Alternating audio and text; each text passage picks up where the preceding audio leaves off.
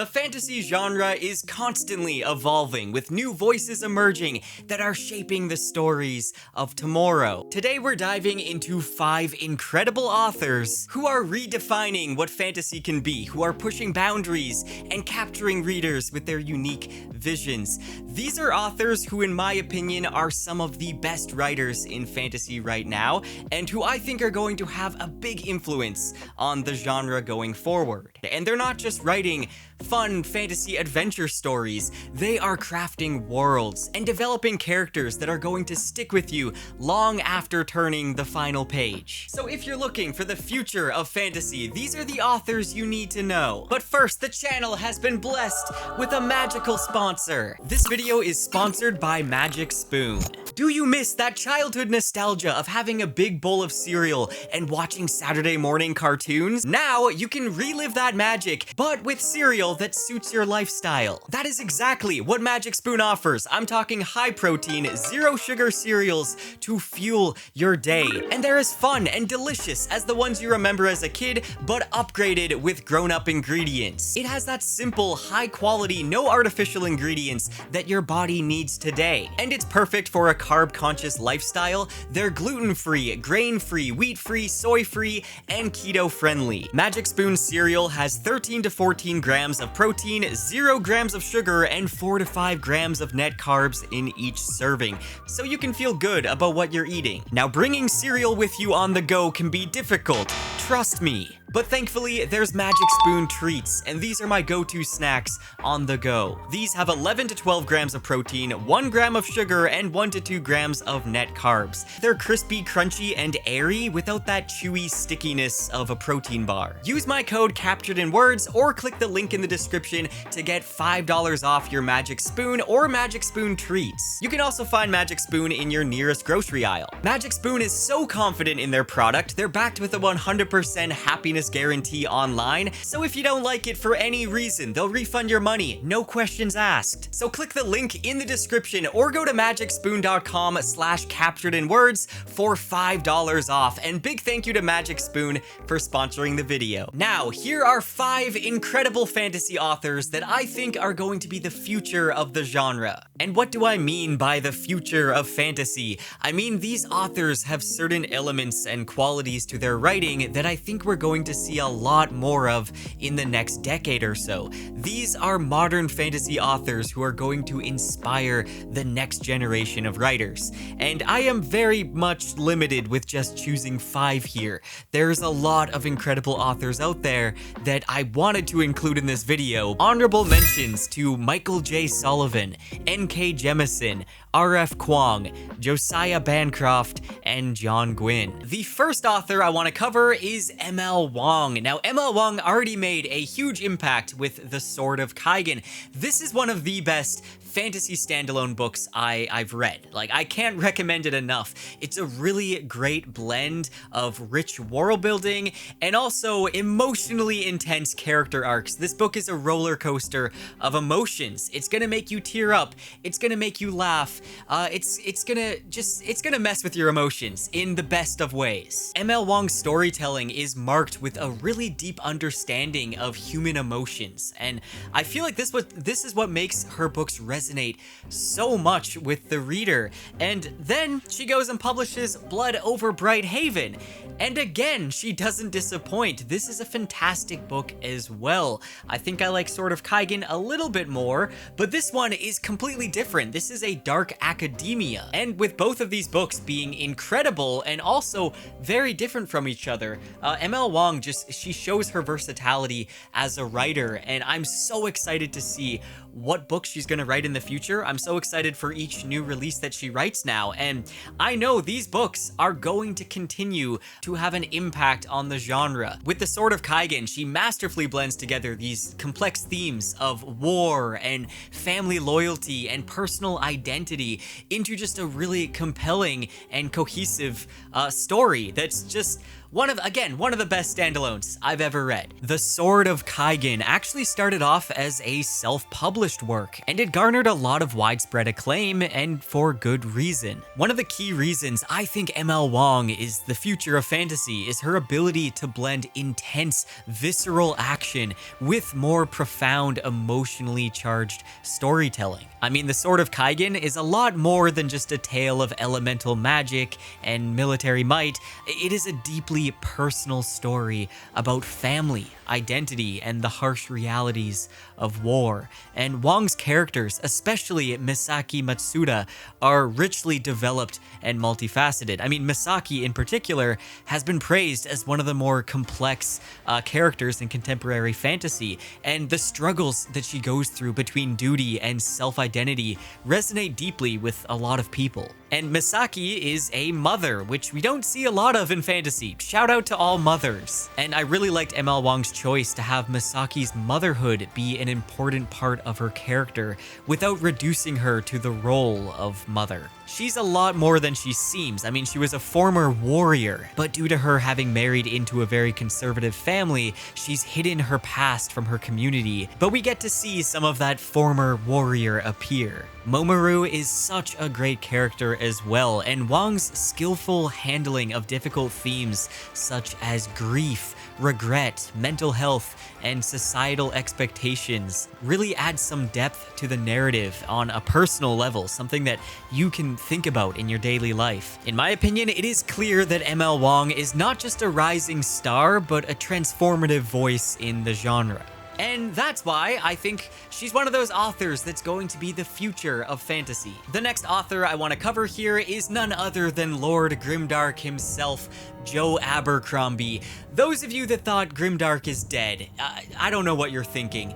The first law books by Joe Abercrombie, as well as his Age of Madness trilogy, is by far one of the best experiences I've had in fantasy. I've never despised but loved characters at the same time as much as I had with this series. Joe Abercrombie, I'm sure you've heard by now, he absolutely excels at writing characters, and these are characters you wouldn't necessarily like in any other circumstance, but you like them because you get inside of their head, you understand their thoughts, you understand their motivations and goals and their weaknesses, as well as the darker sides of them. You know why they do what they do. And something Joe Abercrombie does that I haven't seen any author do quite as well is utilize character voice. As you're reading, each point of view is going to feel so completely different from the other. I could pick up the book anywhere and I'm gonna know whose point of view it is from reading a few sentences, just because each character has their own voice and their own narration style. And you know, these are characters I think about so often. I'm never gonna forget Logan Ninefingers or Sandan Glokta, one of the best characters I have read, not to mention Giselle and Dogman and Savine and Rika. There's so many incredible characters in the First Law universe.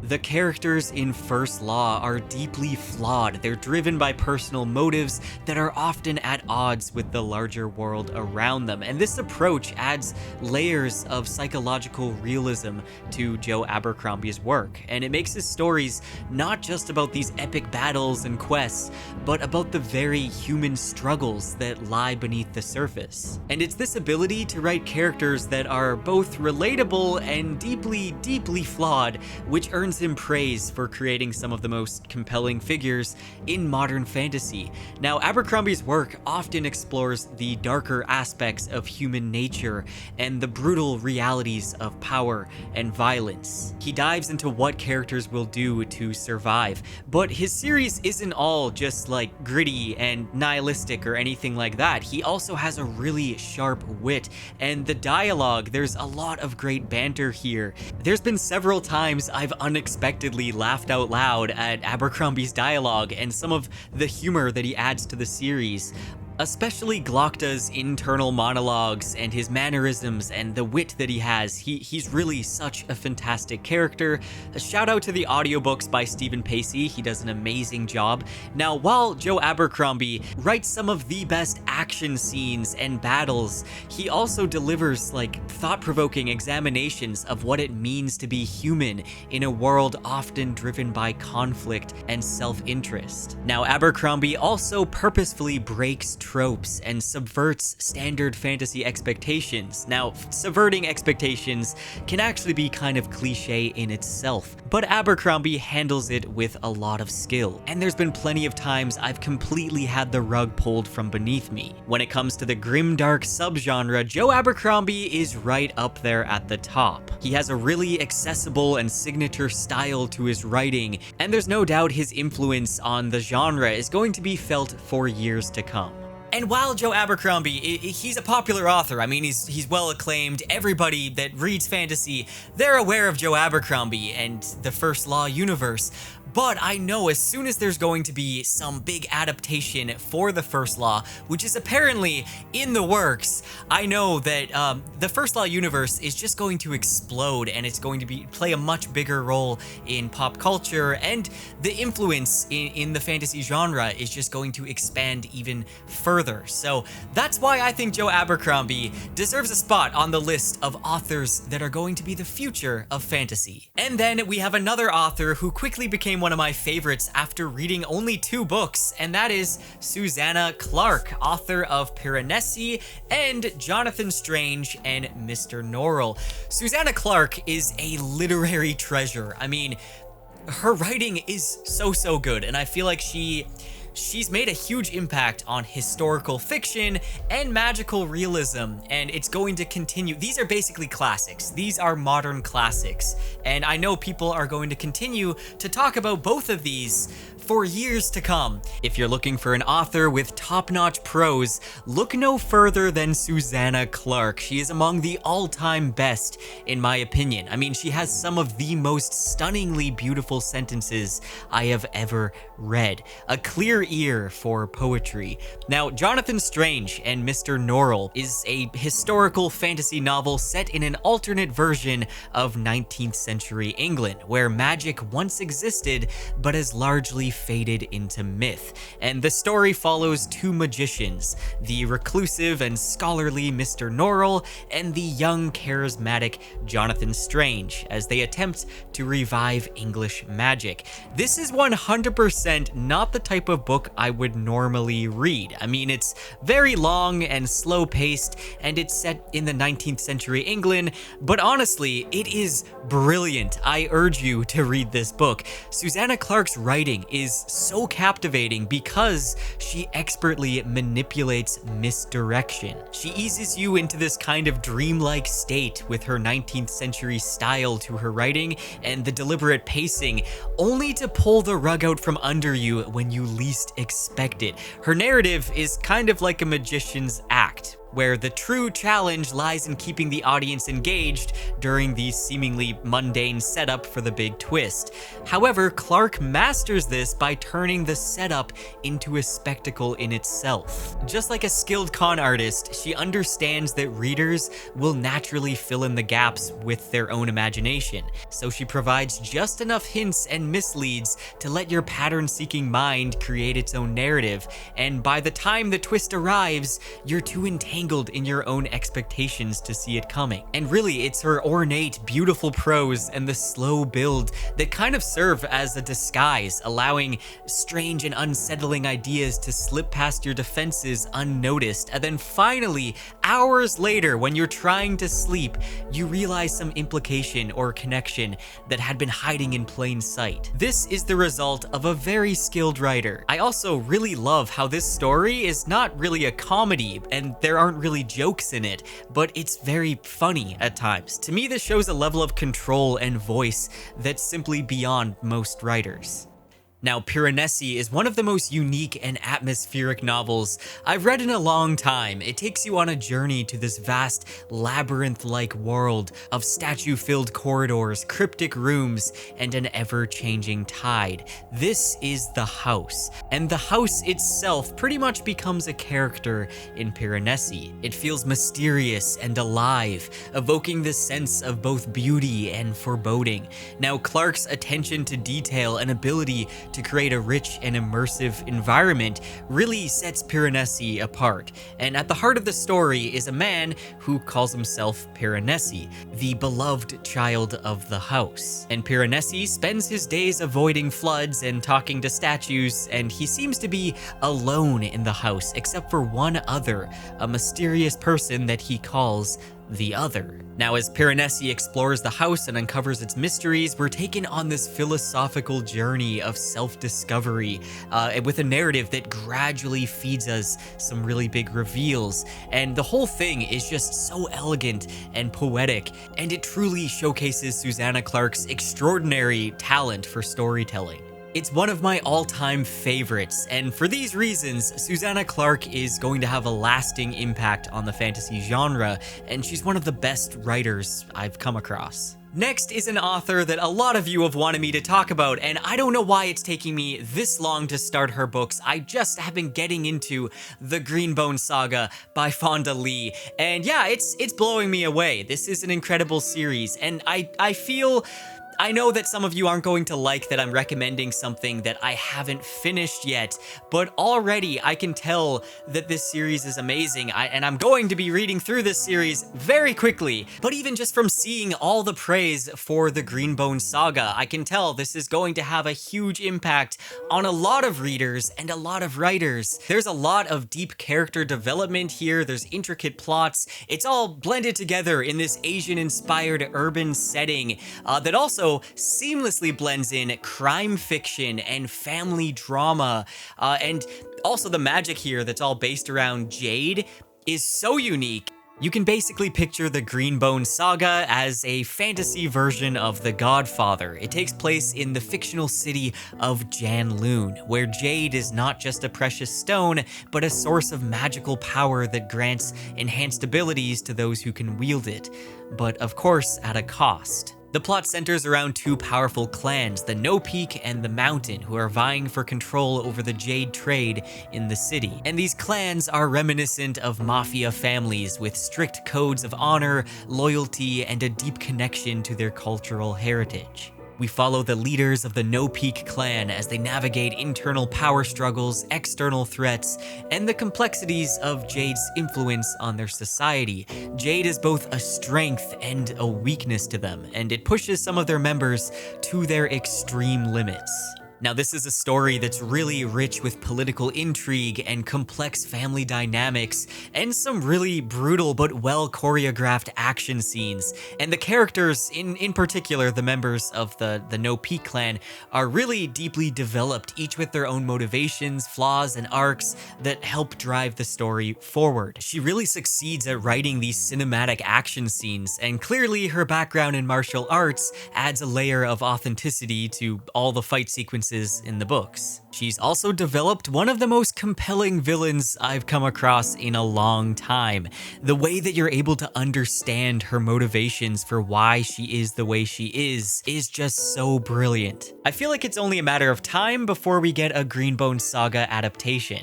And for all these reasons, she's one of the most innovative voices in the genre today, and I'm really excited to read more of the Greenbone Saga and to see what Fonda Lee writes next. Someone hailed as one of the modern masters of fantasy, a very prolific writer, a rising star in fantasy, and that is Brandon Sanderson. Everybody knows that Sanderson has already had a massive impact on the genre as a whole, and he's going to continue to have an impact going forward. I mean, it doesn't seem like he's gonna stop writing anytime soon. I have pretty much read every Cosmere work out there as of yet, and I'm a big fan of Sanderson. I'm always excited to see what he's working on next, and I know that a lot of people do get tired of being recommended Sanderson because he's not an author that works for everyone. that's fine. However, I do find it tiring to see a lot of Sanderson hate online. I feel like whenever an author has massive success, there's those that are tired of hearing about their success and they come up with reasons to hate on the author. But clearly, a lot of people enjoy his work. I mean, Sanderson's recent successes, particularly with his secret projects, Kickstarter campaigns, have solidified his place as a powerhouse in the publishing world. His 2022 Kickstarter for 4 secret novels shattered records, raising over $41 million in a month, making it the most funded Kickstarter project of all time. And this unprecedented success didn't just showcase Sanderson's popularity, it also demonstrated his deep understanding of the evolving relationship between authors and their readers. And by bypassing traditional publishing routes, Sanderson has shown how authors can leverage direct fan engagement to not only fund, but also creatively control their projects. And then, you know, his recent Kickstarter campaign for a Cosmere-based tabletop RPG has already raised almost $15 million, once again shattering records and making it the most funded game on the platform. So what is it that Sanderson is doing right, and how is his influence going to leave a lasting impact on fantasy? Whether it's the ash-covered landscape of Scadrial in Mistborn, or the high storm-battered terrain of Roshar in the Stormlight Archive, Sanderson's settings are meticulously crafted with their own histories, cultures, and ecosystems. And they're not just backdrops. Sanderson's world building is deeply logical and consistent, and his magic systems are intricately tied to the world building and the plot. For instance, like how Stormlight is an energy not only used as a lighting source and within gemstones that they use for their currency, but it also powers Fabrials, which is basically the technology of Roshar. And it's vital to powering the different radiant orders and everything. If you take Stormlight out of Roshar, it all falls apart. Same with if you take Allomancy out of Scadrial. It's all connected and cohesive, and Sanderson designs the magic to perfectly suit the world and the plot that he's building. And his approach to magic is often considered to be kind of scientific, with clear rules and limitations that create this sense of realism within the fantasy setting. Now, right now and in the future, I feel like a lot of new writers are going to learn from Sanderson and work harder to tie all their world building together so it all fits in like a puzzle. And I feel like Sanderson has also been inspiring authors to do some really interesting things with their magic systems, and also break away from the classic European medieval setting and not be afraid to be more imaginative and dive deeper into high fantasy. Now, at the heart of Sanderson's stories are his characters, who are often complex and flawed and deeply human, and Sanderson excels at creating protagonists who face internal struggles that are just as compelling as their external struggles. Characters like Kaladin Stormblessed, who battles with depression, or Vin, who grapples with trust and self-worth. They're portrayed with a level of nuance and empathy that makes them relatable to readers. And while mental health awareness is becoming a much bigger topic in society,